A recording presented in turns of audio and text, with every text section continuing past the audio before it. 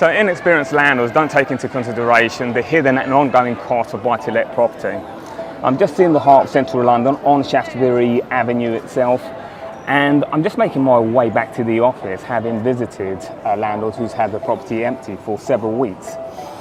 Now, when landlords purchase a buy-to-let property, they need to take into consideration and have some flexibility in their finances to cover any unexpected costs, but also ongoing costs. So today I'm just going to share with you those ongoing costs, as well as hidden costs, as well as showing you everything that London has to offer, because it's come back alive.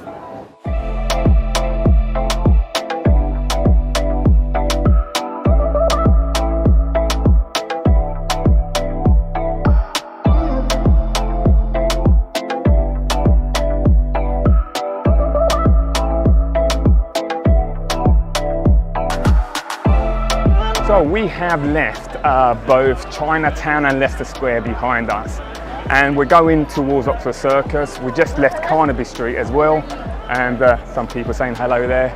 And so let's break down the initial fees. So we are looking at lettings fees. The lettings fees is going to cost you 10%, and that's to introduce a tenant to your property. Assuming it costs £2,000, because a one-bed property in this area costs £2,000 per month. That's £24,000 for the year, so that's £2,400 for your letting fee.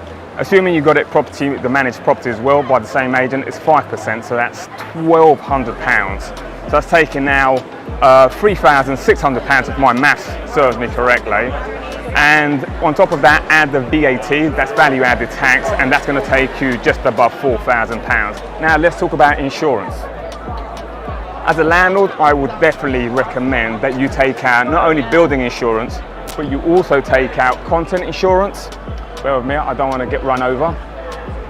You also take out content insurance, but also liability. Make sure you take out that liability insurance. So those are three things. Usually that could cost you anything between, I've seen landlords take out £150 for the year up to £300. So let's call it a couple of £100 for the year. There is another type of insurance that will protect you on your rent, and also protect you for any legal costs that may occur with a tenant that you have that defaults. So that will cost you around a couple of £100 for the year.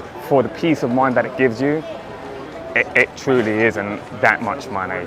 So what it means effectively is that if your tenant does default, then the insurance company will pay you the rent whilst they're trying to get the actual tenant out of the property, but also cover the legal costs.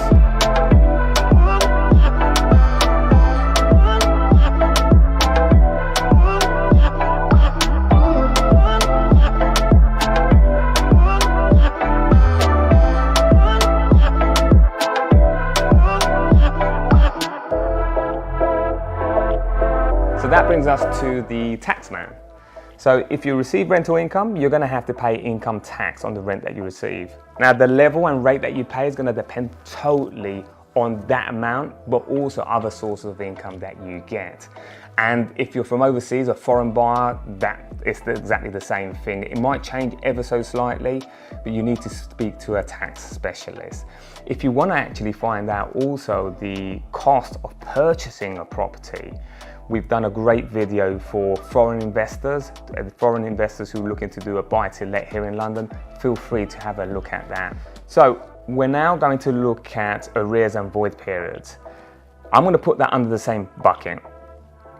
If you have a mortgage, I would highly recommend, and assume it's around about the same rate of rental income you get, 2K per calendar month. Make sure you have at least 3 months reserves just stashed away. You never know. We've never had a void period of 3 months, yet it's good to have that just put away just in case for a rainy day. And again, I'll put those two on the same bucket. Ongoing maintenance, I'm going to put servicing appliances and also repairs in the same bucket. I'd say it's sensible to put at least £3,000 to £5,000 stashed away to cover these three things in the same bucket. Redecoration and cleaning, probably every 5 years. 1 bedroom flat, you're looking at probably around about anything between £2,000 and £3,000. Depends entirely on the builders that you get to work for you. But I think 3K is pretty much sensible. Now, let's look at the certificates. As a landlord, it's your obligation to ensure that you have all the certificates that you need.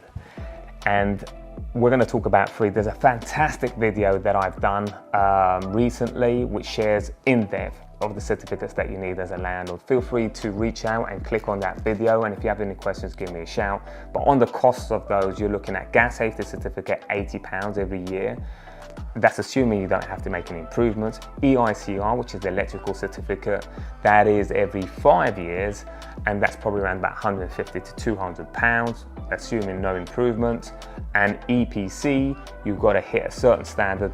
What that does, it measures the impact that you have on the environment with your property. Again, assuming you don't have need any improvements, that's 60 quid, and that is every 10 years. Assuming that you have a service charge on the building where your flat is located, that can range anything between 1k and 5k. So let's do a quick recap on what we've seen so far. It's a long list, right? So lettings, 2,400, 10% of the annual rent. Likewise, annual rent percentage, 5%, that's 1,200, that brings to 3,600. VAT, that's 700 and something, that brings you what, to 4,320. Income tax depends totally on your personal situation. Void periods and arrears, make sure you stash a good 6 grand to one side, cover 3 months mortgage. Then you have your ongoing maintenance, service appliances, and also repairs. Put them in the same bucket, sensible to have 3 to 5k. They're not all going to blow out at the same time. If you want that to be lower, I'm sure you'll be okay.